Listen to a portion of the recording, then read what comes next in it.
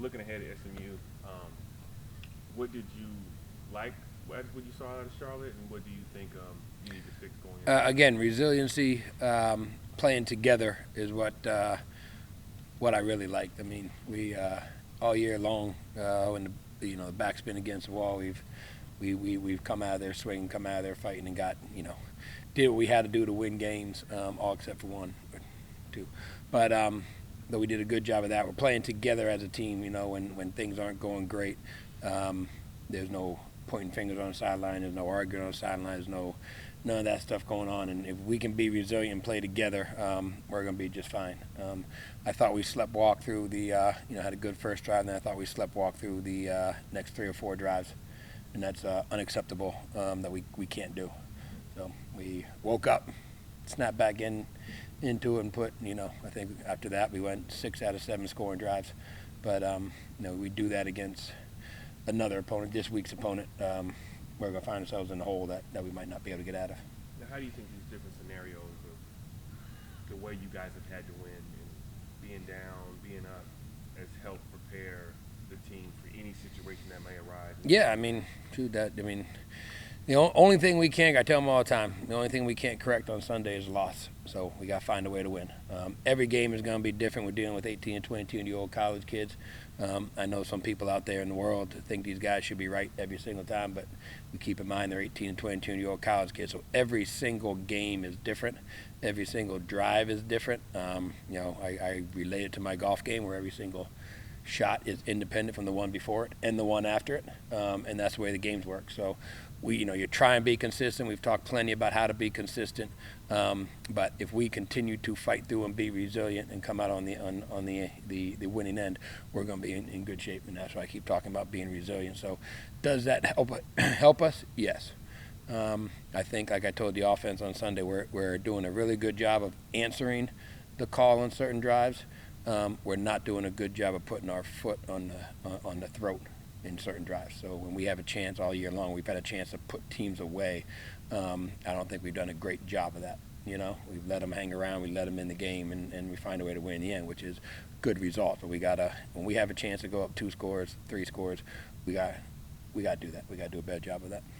How do you grade the offensive line performance Saturday? They did a tremendous job. Tremendous job. Mitch Gildenhouse and Coach May have talked about it publicly.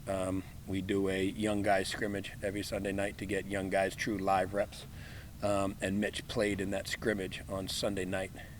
And Mitch found out Saturday morning that he was going to be starting at left guard, which he didn't rep throughout the week. He's our number 2 center when the 2s go in the game. So he did a phenomenal job.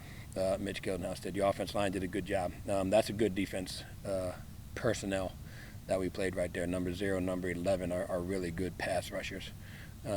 We dropped back and we threw the ball 48 times and did not take a sack. So they did a really good job of protecting. And again, 2 guys out, 2 guys had to step up. They did a great job. Yeah, you mentioned Mitch, but Xavier also. Xavier went. X is just he can play anywhere. That's one of the many things we liked about him when we got him in the recruiting process. He has the ability to play everywhere. He's smart enough to do it. He's athletic enough to do it, and he did a phenomenal job. Again, number 0 is pretty much non-existent. Number 11 is pretty much non-existent, and those are 2 really good football players. In terms of the running back situation, obviously Brandon has been playing on the goal line, and you got injured, playing on the goal line. Yeah, man, I was there. I saw it. You have an idea for this week of if Brandon can't go, Yep. would you want somebody else? Yeah, we have a plan moving forward with that. Yes. Is that conversation with Blake about fumbling? Yep, that's been talked about. Definitely been talked about with them. Yes. And what do you do? Is it just work on ball security? Because it's around the goal line. It's a mindset. It's a mindset deal. But we have a plan of getting other guys in there in that situation. And then Seth's performance, obviously, it looked to us like he was battling the whole game, but came through it, won the AAC offensive player of the week. Just talk about for him to go through all that and all that kind of. Gutsy. He's a tough son of a gun, man. He's you got probably saw him hurting a little bit and probably hurt a heck of a lot more than what he showed. My belief with him, I told him, if you're in the game, we're gonna, we got to play. If again, I said before, there's a certain percentage where Seth's health, Tevin becomes better than him. I don't know what that is. Don't ask. It's not 78, 62, 40, not 60, 85. I don't know. But there's a certain percentage, and if he can't be out there doing everything, we ask the quarterback to do a lot here. We ask him to run. We ask him to scramble out of the pocket. We ask him to extend plays. We run Q draw. We run some read stuff. If you can't do that at a high level, then the next guy becomes better than you. And he said, I won't tell you what he said, but he wanted to play. It was a very gutsy performance. He ended up really hurting himself one time when he dove forward and landed on it. And then he kind of learned his lesson there, and you saw him sliding the rest of the game. But it was, he's takeaway, his grade, takeaway, throwing for 300 again, all that type of stuff. That was a gutsy performance by him. Yeah, I was going to ask, when you have a quarterback who is playing through injury, do you have those conversations with him as, you got to protect yourself instead of diving and things like that? Yeah, yes, and that, the dive is kind of a habit for him. I refer to it as a henny dive. He does a very good job of that, and when he's healthy, he's not taking unnecessary hits. I don't like to slide because when you slide, the refs kind of spot the ball from where you decide to slide, which is really 2 yards behind where your elbow or your knee hit. Now in that situation, different, but it's talked about, yes, to protect himself. We talk about never taking unnecessary hits, but again, you're not going to beat any team in this conference if the quarterback can't go out and play. You got to protect him. If people say, well, we can put him in, but we can't run the ball with him. We can put him in, but make sure he doesn't get hit. That don't happen. You end up calling a really bad game that way. You end up playing really bad. And again, what's the percentage where the kid behind him is better than the starter? It wasn't there yet. So, Seth played gutsy as can be, and you always talk about not taking unnecessary hits, but we've all been there. You're a competitor. You get in a game, you're gonna do things. So when he dove and hurt himself, I think he heard then, I see what you mean by not taking unnecessary hits. And how do you like the way that I know obviously special teams, you're over the offense, but some of your offensive guys have made some big special teams plays. Lil Jamari has done a great job there. Sutton on his return, you get balls. Sutton's done a good job on offense when he's had the ball in his hands. Did a great job on that kick return. We tell the guys that aren't playing a whole bunch offensively, that's your way to contribute.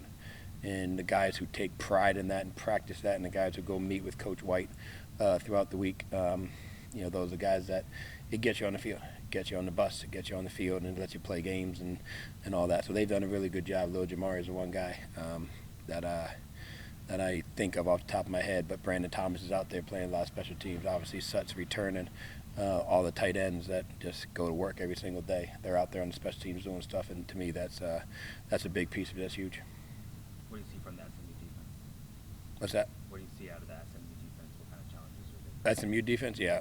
They're really good, really good. They're sound, they're athletic, they're big, they're playing with a whole lot of confidence right now.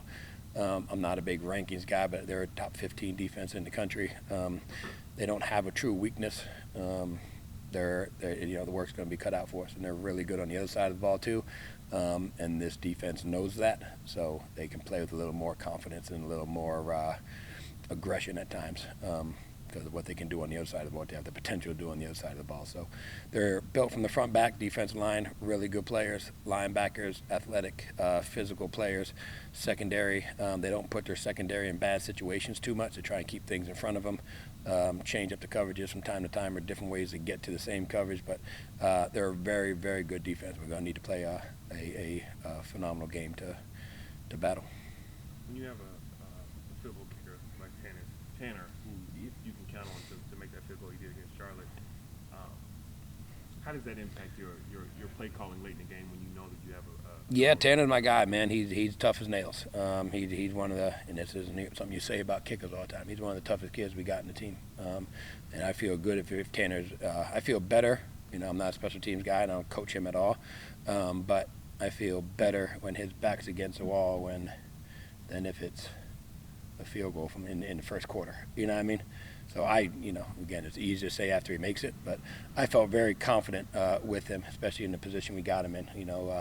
Unfortunately, we snuck a run on him for about 15 yards, got us inside the 15, which really made things easy for us. And then we got a personal foul penalty, which was a little bit LeBron James flop thing going on, but we got the personal foul and it bumped us back.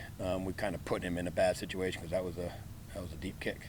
But again, Tanner takes pride in what he does. He works his tail off in what he does, and he's a better kicker when pressure's on because of the type of kid that he is. So I felt good, especially after he made it. Felt great. I appreciate you, Tim. All right, guys.